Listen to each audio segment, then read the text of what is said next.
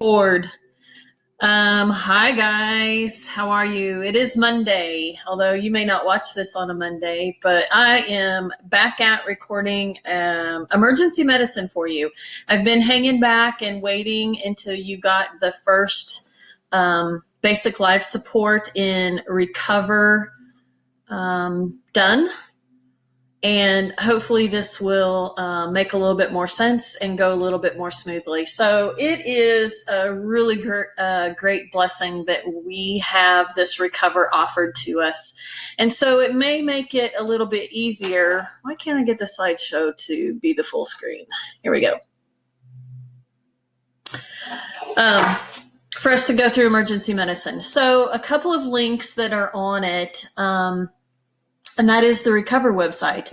And what I wanted you to pick up after going back and looking at this website, it is everything that they offer as a supplement, like a lot of their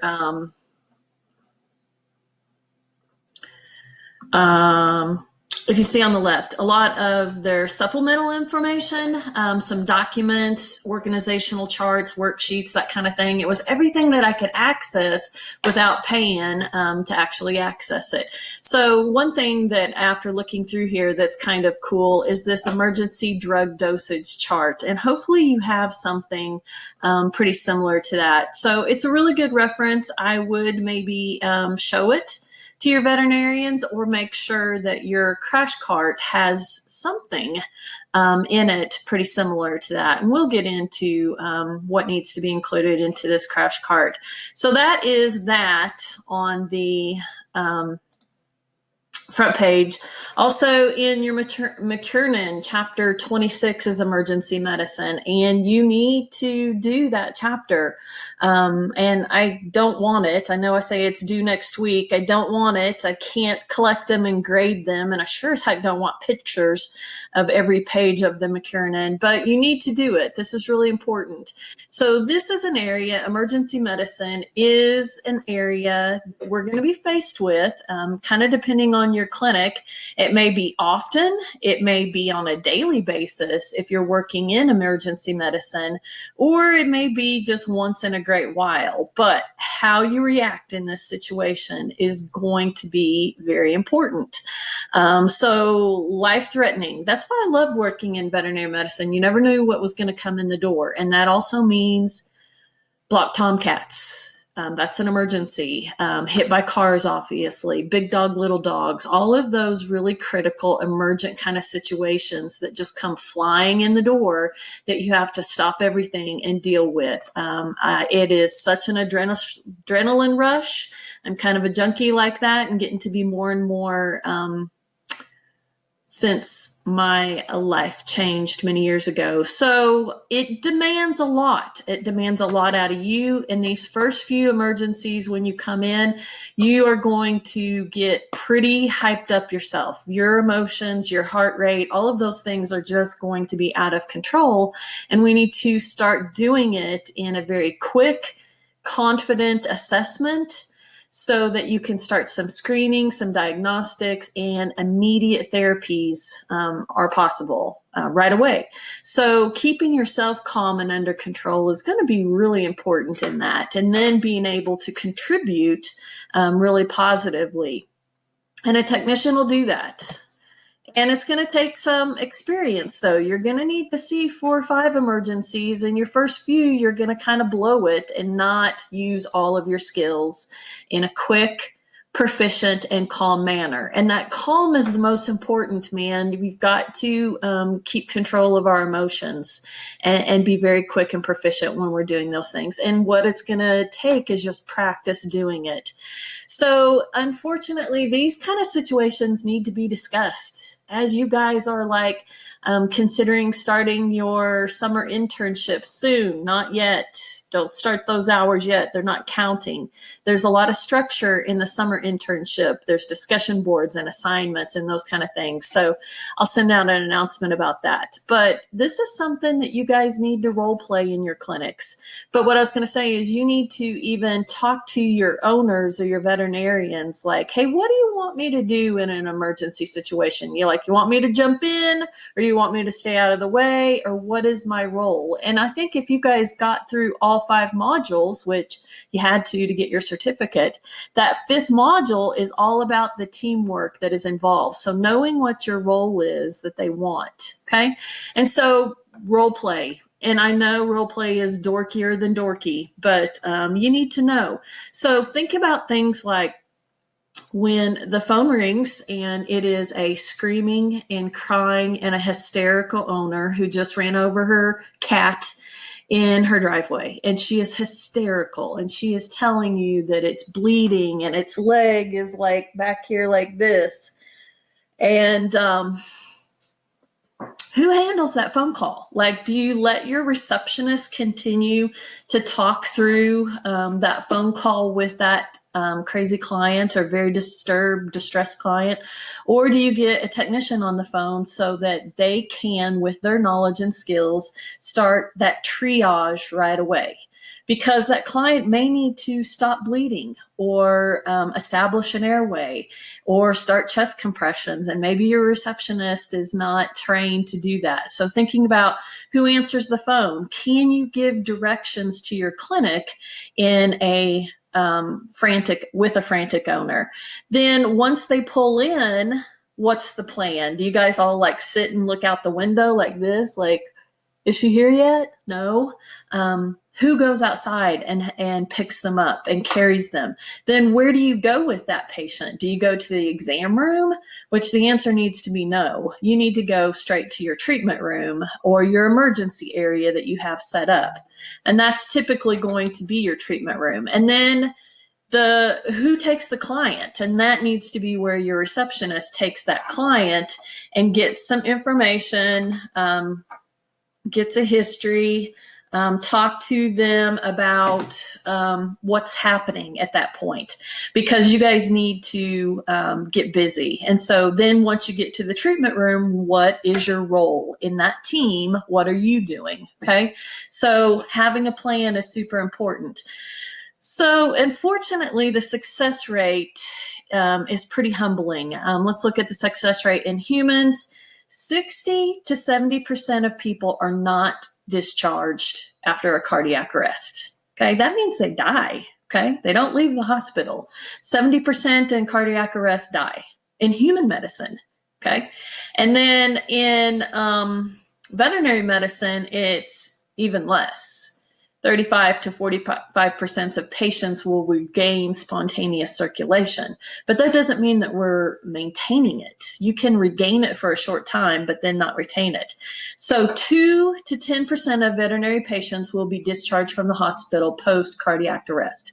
So we might get them back for a short time, but we don't maintain them for a long period of time, because not all clinics have things like ventilators and things for that advanced life support. So 2 to 10%, that means 98% of the time in cardiac arrest, whether it is from shock, venom, big dog, little dog, whatever those issues are, 98% of the time they die. 90 to 98% of the time they die. Okay. And so not all of these, very few of these are going to be successful, but we obviously need to try. And that's why knowing your role is so important there. Okay. So the area itself, and this is why it needs to be the treatment room. You need to have centrally located where all of your emergency things are stored or kept, easy access, good space for several team members, there were like 5 team members in that code that they practice. All of your emergency equipment, all of your drugs, good lighting, oxygen source, ambu bags, suction for blood, vomit, mucus, gravel, whatever that you're needing to remove potentially from an airway. So that's why it needs to be your treatment room. So the equipment itself can really vary. So a crash cart could be in your practice. If you're seeing very few emergencies, it could be a tackle box, a little tackle box. It could be all the way up to a rolling cart, like what we have, like a Craftsman automotive cart that you move, okay? And it's either in your surgery room, that would be an area, or in your treatment room. That's where we're gonna see our surgeries. So in general, you're going to need to know this. A crash cart should contain everything to establish an airway, everything for venous access, and then your emergency drug and dosing charts. So that's where that chart that I showed you from, oops, time to get up and move. Sorry, I'm here for a while. So everything for an airway. So think about if you've intubated, what you need. You need an anesthetic machine. You need drugs, potentially to get them into that unconscious state, but they might be there already. You need your syringe. You need lube. You need an actual endotracheal tube. So all of those things for venous access to put in an IV catheter, fluids, clippers, scrubs, tape, all of those things, and then your emergency drugs and your chart. So there's a lot. So on the left or on the right, kind of depending on what your practice needs are, it needs to be easily moved, really organized. And I have seen some crash carts, and they need to be this. You don't want to be digging through the drawers looking for a drug. Every drawer needs to be labeled, and I've even seen them take foam. So my husband, he's out mowing.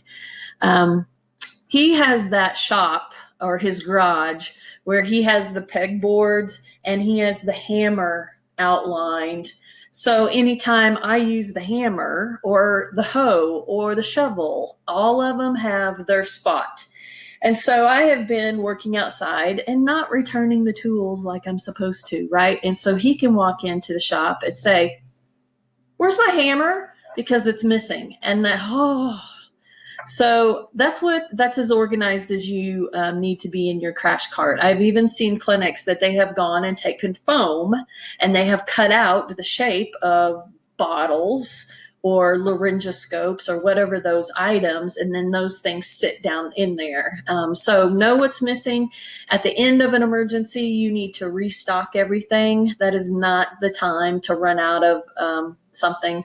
So it needs to be restocked. Assign somebody to do that. In human medicine, if you've ever been in an emergency room, they have Craftsman carts, and then they will take a piece of tape and put over all of the drawers just to signify that that crash cart is ready to go. And then there's somebody's name, initials, the date of who restocked the cart, because there will be hell to pay if it is not stocked properly.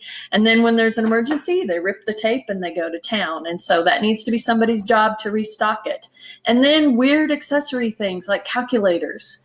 But if you have a good drug dosage chart, it is just broke down into 5-pound increments. So even though this cat is a fat ass cat, but he weighs 17.3 pounds, we're going to go 5-pound cat, 10-pound cat, 15-pound cat, 20-pound cat. And we're not going to do our drug dosages for that 17.3-pound cat. We've got to speed things up. And a lot of these drug dosages are broke down into 5-pound increments. Okay. So here is like a pretty thorough list of everything that needs to be into the crash cart. So anesthetic machine, obviously you cannot put that in a tackle box, but it needs to be in that room.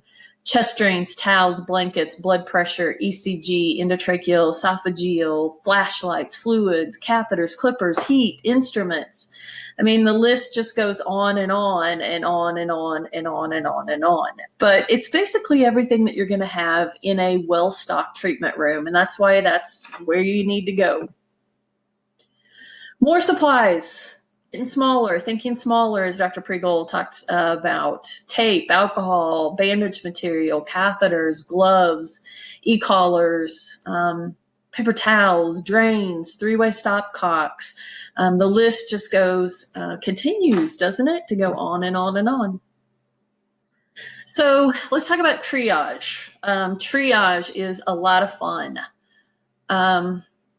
You guys are probably kind of young, but triage is what I love. MASH. That's one of those oldie but goodie shows that I kind of grew up on, is MASH. And so it is in Korea, and it is a hospital unit in Korea. And so the guys on the front line, when they're injured, they'll load them up in a bus or a helicopter, take them to a MASH unit where there's doctors and nurses. It has no military, there's no guns involved in these MASH units. And so then when the bus pulls up at the MASH unit, then the doctors come out, and they may have 100 patients at a time. I mean, this is a big MASH unit, and we're not going to have 100 patients at a time to triage. But they walk through the patients and they will say, he can wait. Let's get him stabilized. He goes to surgery right away. Okay. And so he just walked through and did an assessment of prioritizing the most emergent patients that have to be seen absolutely first by doing a really rapid assessment, physical exam, and a history of what's going on. Well, if you're shot in the head and you're profusely bleeding out, that is a very critical one. But those highest levels of emergencies in veterinary medicine include trauma, things like hit by car, poisons, profuse diarrhea to the point that they are that 12 to 15% dehydrated in their skin turgor tests where they're unresponsive. Urethral obstruction is an emergency. So blocked Tomcat is an emergency. Labored breathing, seizures, loss of consciousness, excessive bleeding, prolapsed organs hanging out. That is the highest level of an emergency. Snake bites, heat stroke, open wounds that have a lot of soft tissue or bone problems, shock, anemia, burns, dystocias.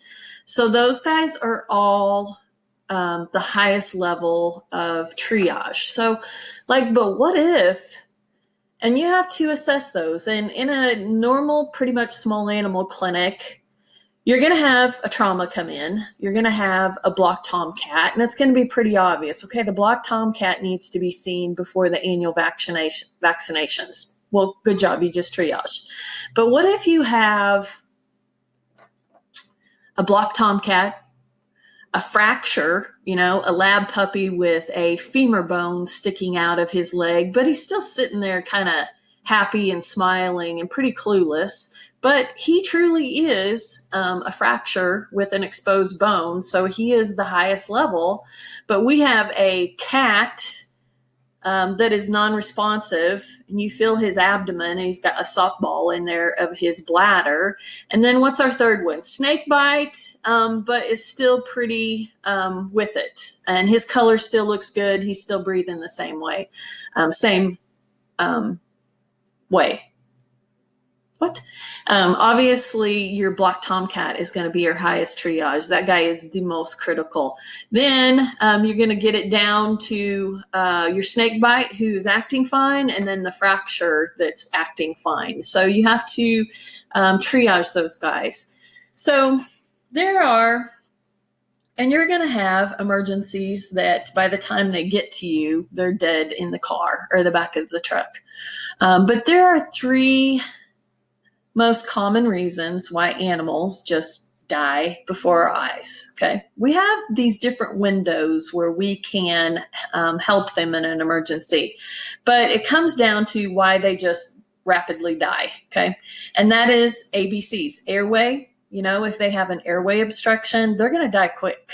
Okay, breathing issues like a pneumothorax, alveolar flooding with either fluid or blood into the lungs, they're not going to breathe, and they're going to die fast. And then circulatory issues, cardiopulmonary arrest. Remember, 2% we're going to have an impact on. Extreme bradycardias for whatever reasons, or tachycardias, cardiac tamponade, or just internal hemorrhage. So ABCs, that's why they just rapidly die. So those ABCs have to be the first things that we assess and start affecting right away. Oh, these are some good ones. Whew. Whew. Let's look. All right, let's look. We have asphalt burns. Ouch. Okay. Super ouch. We have bit by snake. with this huge swollen muzzle. We have a cat with a prolapsed uterus, all the way, uterus. Whew. Here's this fracture that we were talking about with a bone hanging out. Wah! We've got a trauma. We've got a block tomcat. We have a dystocia. And let's see if we can get this YouTube video. We have this guy in the waiting room. Then, which one comes first? Which triage? Watch this guy. This still works. I didn't check it beforehand. I forgot about this slide. It's a great slide, isn't it? Come on, YouTube. This is a dog in heat stroke. He is very,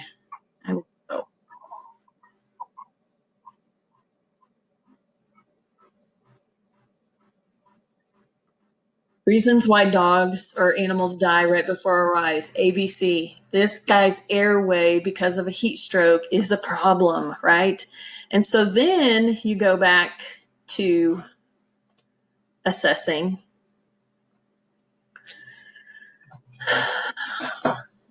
these guys and triaging these guys, as in what comes first. You need more than one team going on here, because you got multiple that are absolutely highest priorities. For sure. Whew, I want to work in this clinic. I love emergencies. Okay, so the golden hour, there is very much in human medicine, very much in veterinary medicine. That is when the trauma happens, a clock starts. And that very first hour, your survival rate is a lot higher. So there are really three really critical times when patients die from a trauma. And so we talked about just dying before our eyes, airway, breathing, circulation, but they die within minutes. Like they get hit by a car and they pretty much die. Their injuries are a fatality at that point. Survival's really poor. Even if you had a veterinary team sitting on the highway waiting for a dog to get hit by a car, we're not going to have very much of an input in those really severe traumas. Okay. Those you can't beat yourself up about. That it's not going to happen. Okay. Then we have 3 to 4 hours after the trauma. Then they just randomly die. So this is where we can have a really big impact, okay? Huge impact on our survival rates if we're really assertive. So hit by car, there is lung trauma. There is pulmonary contusion. He might be bleeding internally. He has broken ribs, but he's kind of walking around and he's panting pretty hard. And so a lot of times a client will call you and say, oh my gosh, Jack just got hit by a car, but he seems fine. He acts a little nervous and he's panting a little hard, but I think I'm just going to watch him for a few hours. And that answer needs to be hell no. Right? You've got to get him into the clinic and let us take a look at him, because he's compensating. He is. He's scared. He's nervous. He's panting. He's in pain. He wants to go hide, and he can compensate for a little bit, but that internal bleeding is going to continue, and he will get into that critical ABC, airway, breathing, or circulatory compromise, and he's going to be dead in 3 or 4 hours. And so if we could convince clients to get them in and get them seen, even though they want to sit on them and wait on them, then we can make a big difference, because we can get them stabilized. We can identify the problem. We can turn that around. And that's our very assertive training where it needs to kick in. Okay. Then the third time frame is 3 to 5 days after the trauma happens. So that's when they've done a really good job of compensating. And so it's maybe more minor initially, but they hide those injuries. So here, this was our standard in clinic. And this was an AAHA accredited hospital. So things like a trauma, hit by car, pulmonary contusion. He's panting. He's laying in the garage. I'll just watch him. We said, hell no, you bring them in. We got him into the clinic and we stabilized him. we did our triage. We did what we'll talk about next, our physical exam, our triage. We stabilized this guy. We gave him pain meds right away, and we watched respiratory. Okay. We did not take him to x-ray right away because that may have been too stressful and our airway would have been more compromised. And so we stabilized him maybe for a little bit, for an hour. We're really watching. And so we go ahead and we do x-rays, and we notice some pulmonary contusions. There is some bruising in his lungs. So he does have some internal bruising in his lungs and bleeding. And so we would hospitalize him for 4 days, standard, no talking about it. Any of those traumas were hospitalized for 4 days. And that got us over that hump of where we typically see that third wave of problems. And so we can address pain, we can address how well they're oxygenating, circulatory function during that time, and then send them home after that. Because clients, if you get them over that first hump, the second hump of that 3 to 4 hours, and if you send them home then too prematurely, then they let them outside to go for a run it off. He'll feel better, right? Shake it off. And then they can just fall over dead because we're in that 3 to 5 day where they just can't compensate anymore. Okay, so triage. Comes in the door, this patient comes in the door, and we need to triage them. And this is a head to toe, really quick assessment. This is not a physical exam. This is a triage. And this needs to be less than 2 minutes before you come up with a game plan then, or decide which one is the most critical. Okay. And so we're going to break it down and kind of hit all of these things. So the first one is just general exam, and you can start that. Inspect them, their attitude, their behavior. Are they alert? Are they conscious? Are they comatose? You can do that, scooping them up out of the car, walking to the treatment room. Look at their body conformation. Like, do they have limbs going all kinds of ways? Watch their respiratory rate, their pattern, their effort. Like, how are they breathing? Look for any external wound. Don't do anything about them at this point. Just look for them. Then we get into the head and neck, right? Oh, goodness. What is the word? This guy just has a nosebleed. So text me the imaginary bonus point for the scientific name of a nosebleed. So this looks bad, right? This is blood loss that we need to look for. So examining the head and neck, look for blood in the nose, in the mouth, in the oral cavity, out the ears, out the eyes. Patient airway for patency, that is open and flowing. Is there air flowing? Do you hear them wheezing? Then air's not flowing very well. Mucous membrane color, check the neck for the integrity of the airway. And so lifting just their head up just to make sure there's no big wounds in their neck and their chest area. And breathing status, okay? Checking their chest wall for symmetry. Right? They both need to arch out on the chest wall for symmetry, and we'll get into flail chest. Wounds over the thorax. If there's big wounds over the ribs, then they may be losing air out of that puncture, and we need to stop that because they are not able to breathe. Cardiovascular system. Check a peripheral pulse. I got lots of questions for you. This is why I was like holding on to this lecture, hoping to goodness that we would be back. But we ain't back because it needs to be really interactive. So peripheral pulse. What's the blood pressure? Send that one to me. Notice its rate and its regularity. Like, you want it to be strong. Having a femoral pulse is very important. So femoral pulse, listen to heart sounds, mucous membrane, capillary refill time for cardiovascular system. Musculoskeletal system, just run it. Remember, this is a 2 minute. We're not taking x-rays yet, but just running your hand down the spine and looking and feeling for anything asymmetrical. Palpate their pelvis and their limbs. Look at their abdomen. Okay, so these pelvic fractures a lot of times can cause a laceration into a bladder or into their GI tract. And we're also looking for bruising in their abdomen and flank region, which means a lot of abdominal trauma. Okay. So then, do we need to do artificial emergency resuscitation? Are they breathing? Um, and we'll talk about CPR and kind of what you've talked about in the basic CPR, but let's see. So are they breathing? If not, we need to start breathing for them. And so, and this is where like a technician is important, teaching that client, having them assess that right away in the driveway. If you're in clinic, then we can intubate. We can start using our ambu bag, our anesthetic machine for our oxygen.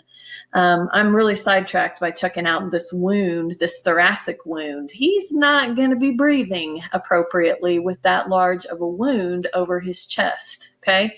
And that is probably going to give us this flail chest. Institute artificial resuscitation if necessary, administer oxygen if necessary. It says cover any open wounds on the chest or thorax. And so we're not addressing them yet. We are just doing our triage, remember? And so that's a heck of a wound to cover, but cover that puppy up and keep going. Okay, so we're still triaging. And breathing. Do they have inspiratory distress or expiratory distress? Oh, my eye is twitching. What does that mean? Stress? Probably. So inspiratory distress, those two things mean very different things in the heart or lung world. So inspiratory distress is kind of what this cow is doing, okay? They are having a hard time inhaling. So to help out, they get a super wide stance with their front legs. They extend their head and they are using all of their rib muscles to help pull air into their lungs. Okay, so there's a very definite posture. It's like Allie's bulldogs, huge wide stance, head and neck extended out, and they are sucking air with all of their might. Then the other is expiratory distress, and that is if you ever seen anybody with COPD, my dad has COPD, and so he has expiratory distress problems.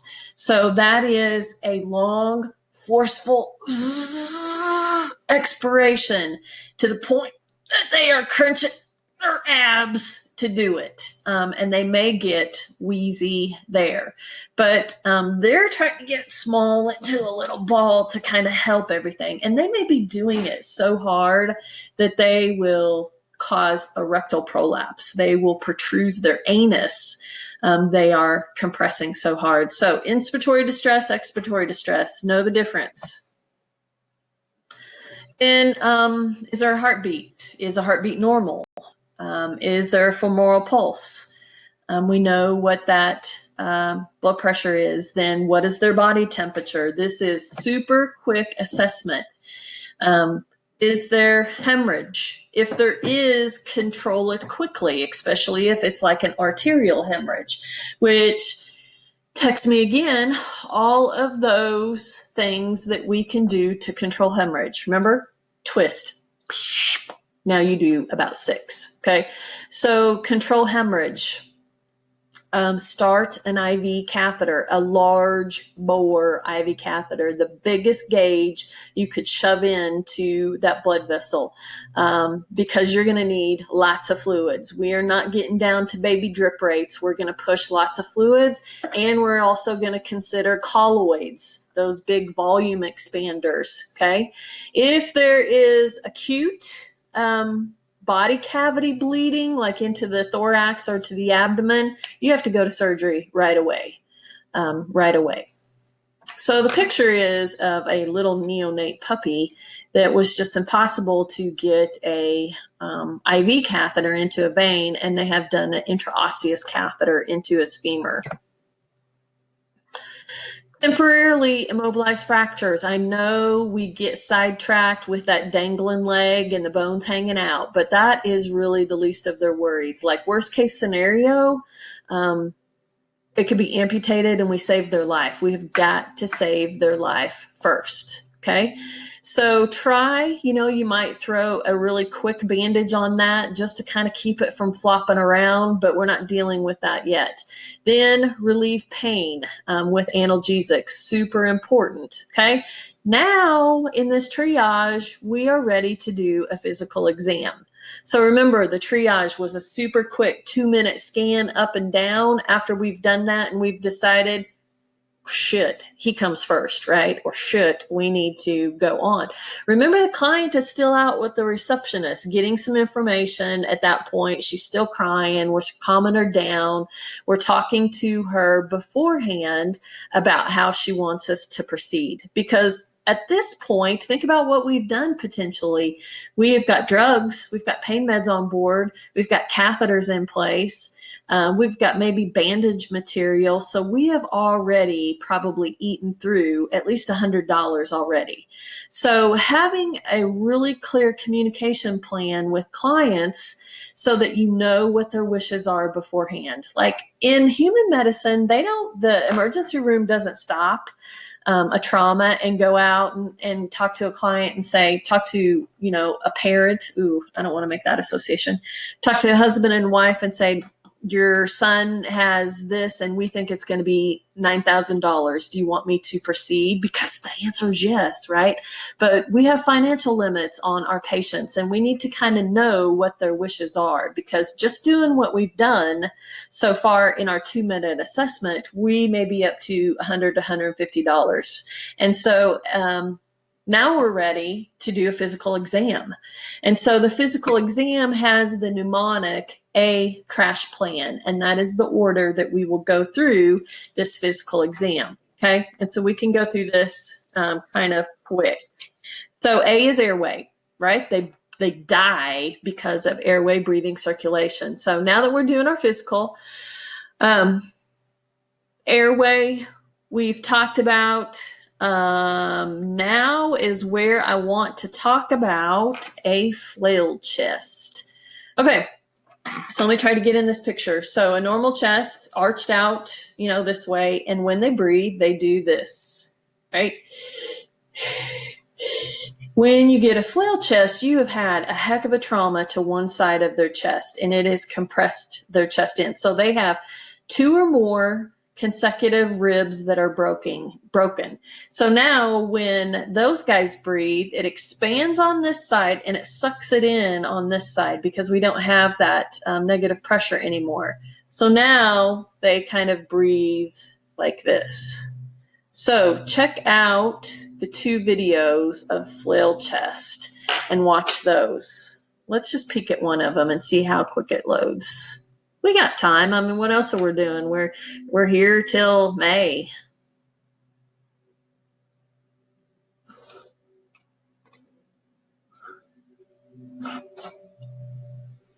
Okay, flail chest.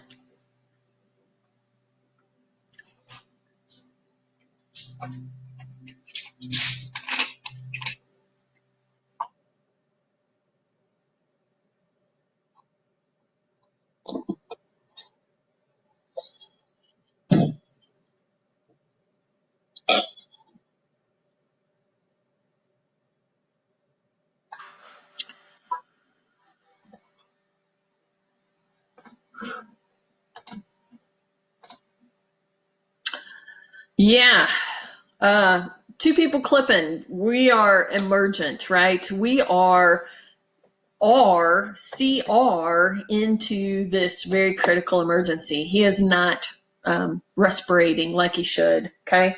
So CNR, or his airway, number 1 problem, flail chest. CNR, cardiovascular and respiratory. So visually look, palpate, auscultate both sides of the chest. There could be major trauma on his right side. And if you just listen to his left side, you're like, oh, he sounds fine. Listen to his right side and there are no lung sounds. And so getting both sides of that chest listened to.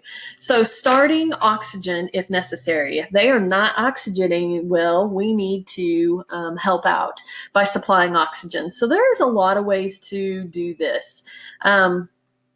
Cat with an e-collar, this is kind of some ingenuity, and then they've taken saran wrap over the outside of the e-collar and then fished the oxygen hose up into there. And so it is oxygenating the e-collar, and the cat's just breathing it kind of by a flow by in that system. This is truly a flow by. You have this patient who's not breathing well. You're using your tube directly from your anesthetic machine, and you are just sitting it by his nose, and he is just passively breathing it. Now, it's better than the 21% room air, but still, there's a lot of waste there. You could do a face mask. That would help narrow down that waste, but patients in distress do not like that face mask on there. They start fighting that. Or you put them into an oxygen tent or an oxygen cage. But if you do that, he has to be totally hands off. And you can't continue on with your exam or anything else that you need to do. So it depends on where in this, or you intubate them, right? You intubate them and you get that oxygen directly into their lungs, which would be excellent. Okay, abdomen, A, crash plan. So we've got airway, cardiovascular, respiration, A for abdomen. Looking at the inguinal area, visualize, palpate, listen for bowel sounds. Abdominal bleeding is hard, and you're going to have to be checking consistently to see if that abdomen is blowing up and getting bigger. Abdominal centesis would be one way to detect it, to see if we pull out blood.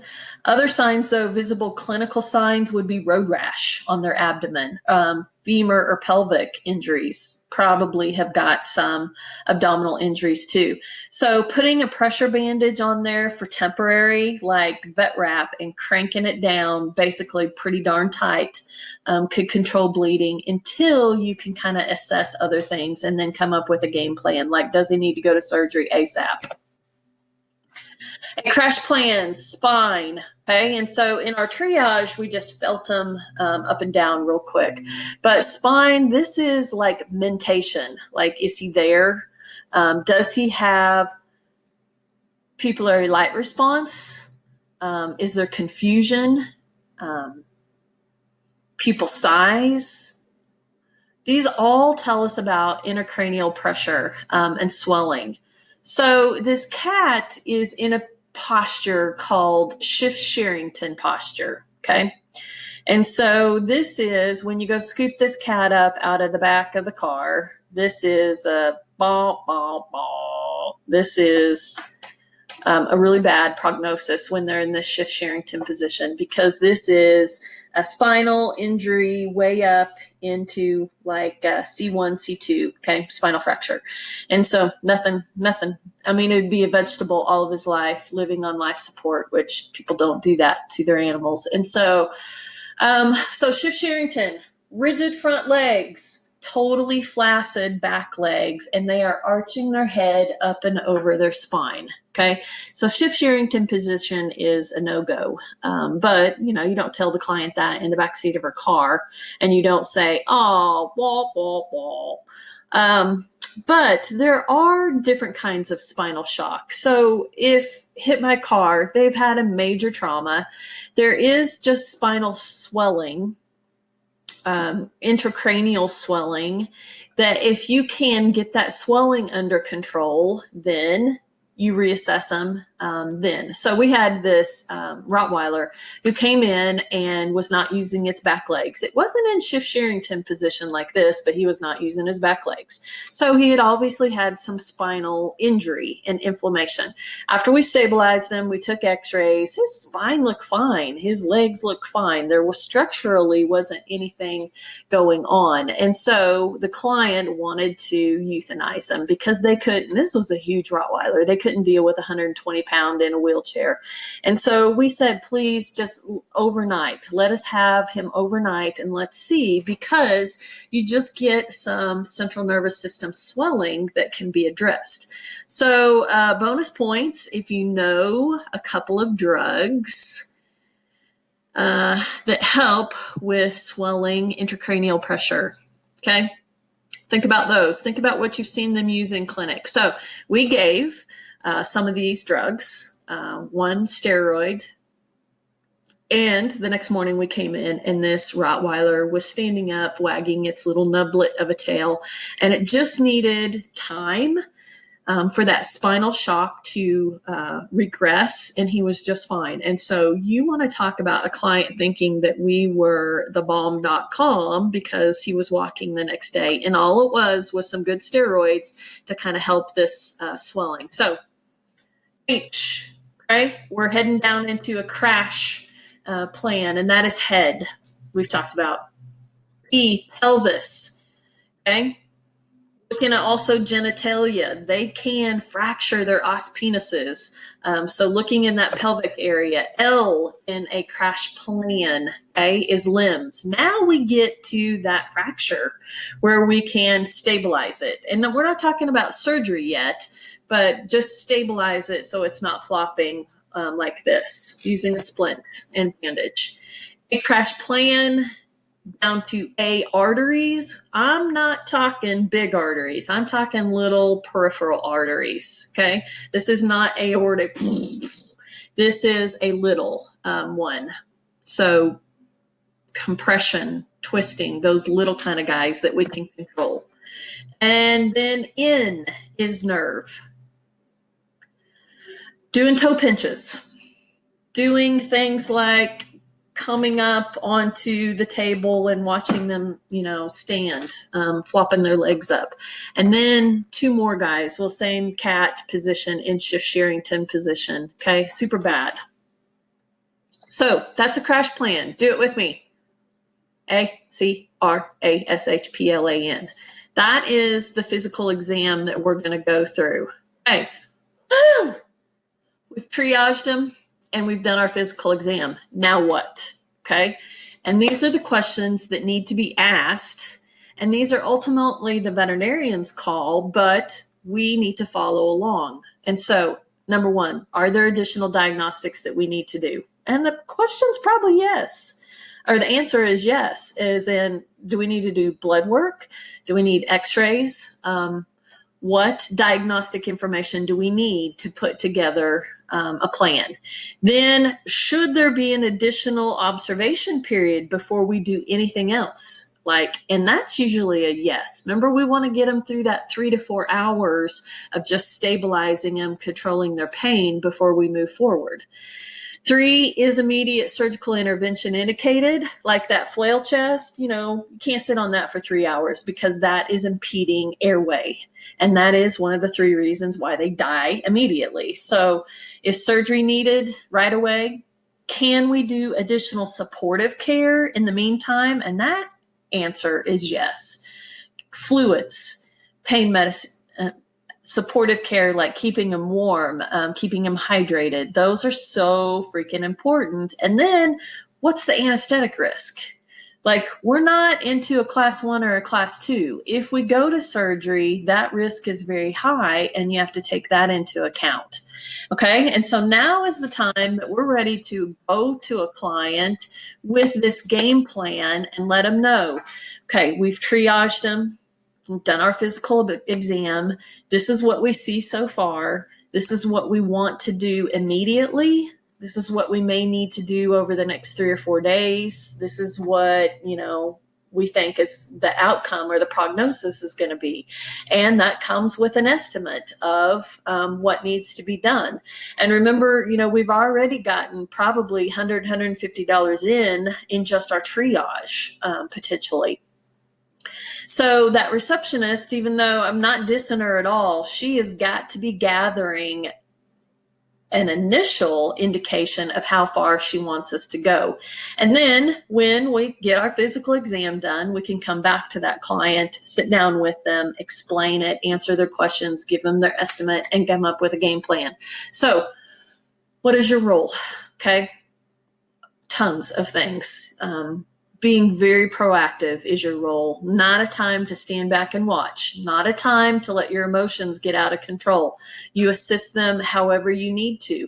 You need to be gathering this information, and you're not sitting with your record and be, okay, what is an S? Is that an S or is that an O? I don't know where to put that today. No, okay? You guys are just verbalizing back and forth. In a good team, you are just saying these things. I don't feel femoral pulse. His gums are blue. He is not breathing on the left side. He is bleeding in his abdomen. His abdomen is blowing up like a balloon. And so you are gathering this information very quickly. You're potentially starting catheters, and these catheters are going to be challenging ones. They're going to be maybe in a lateral with very poor perfusion. Okay, you're starting fluids, you are giving medications, you're going to be doing diagnostic tests, you are super hyper vigilant alert to any changes in that patient's status, like in those first minutes, but also in those first hours. If this is when your husband was bringing you your anniversary lunch, and you planned on taking a 2-hour lunch, you ain't going to lunch that day. You're sitting with that patient and you're watching for those minor changes of gum color or mentation. That's a good one to just see those changes. Like he was up and happy and shaking his tail, but now all of a sudden he's in the back of the cage and he's got that look like, oh, hell, I don't feel good. Remember, he's compensating in those first few hours. So watching those changes and then being ready to react really quickly. Okay. So you have a lot of responsibilities. Okay. Well, I don't have emergency drug dosages on the board in the treatment room. Do you? Me neither. And we cannot check our crash cart. If you guys are in clinic, you can check your crash carts. At least just nose through them and see what's in there, and see what maybe could be added to it to make it better. Or talk to your doctor about what he wants your role to be. Now that, man, if you better finish your your first basic life support, because you know advanced is coming. Let them know, take that certificate to work and show them, look what I did. Okay. And he's going to feel more confident and give you more responsibility. So be nosing around in there. Okay. YouTube video links. It is about 20-30 minutes worth of a lecture that talks about basic life support, advanced life support. And so I think it's really good. I think your Recover is even more awesome. So I have a document that I want to give you about triage. Okay. I think it's a good article that has been in, the Veterinary Technician magazine. So I'm going to have to scan it and then I'll post it to you. But I wanted to touch on, so I asked if I could go through the Recover also with you guys. I've done it 5-6 years ago. And so they're like, yes, at 10% discount of $699. And I'm like, never mind. And so I wanted to kind of hit some of those high points of what I remember so that we are kind of all on the same page. CPCR, really the more correct terminology, and that C in the middle is cerebral. We have got to get their brain functioning. Okay. So getting oxygenated blood to the brain is going to be crucial. Okay. So cardio, getting cerebral in that CR. Talking about in that video the shape of their chest and where you do your compressions based on the shape of their chest. Where the big barrel-chested guy that you are doing at the widest point of his chest, or you have this keel-shaped like a whippet, a greyhound. Even Duncan has got a really keel-shaped chest, and you are doing your compressions farther down on the apex of that keel. Then talking about the compressions, you are compressing at least halfway, which is going to take quite a bit. Remember having your arms locked so that you're not tiring out your arms. So having your arms locked, compressing half of the way, allowing that recoil to come back up. So that pulls that blood back up into that heart so that when you push again, you're pushing blood and not just squeezing a floppy muscle. We're wanting blood pulled back in so that when you compress it, it pushes it hopefully to the brain, right? And then periodically doing an abdominal compression and pushing blood that's kind of pooling in their abdomen back up into their heart so that you're effectively compressing the actual heart itself. So cardiac, thoracic pump, recoil, tiring out, rotating your positions in that dance that you guys are doing your CPR, cardiopulmonary cerebral resuscitation. So guys, I think that's it. This is a specialty. Emergency medicine is a specialty. So even the training that you have done with Recover, the lecture, the resources, the reading, the McKernan, it's all awesome material, but we are just seriously scratching the surface of emergency medicine. But what we've done is pretty good, and it's going to make you very valuable. So I think I'm signing out. This is a long one. Catch you later. Miss you guys.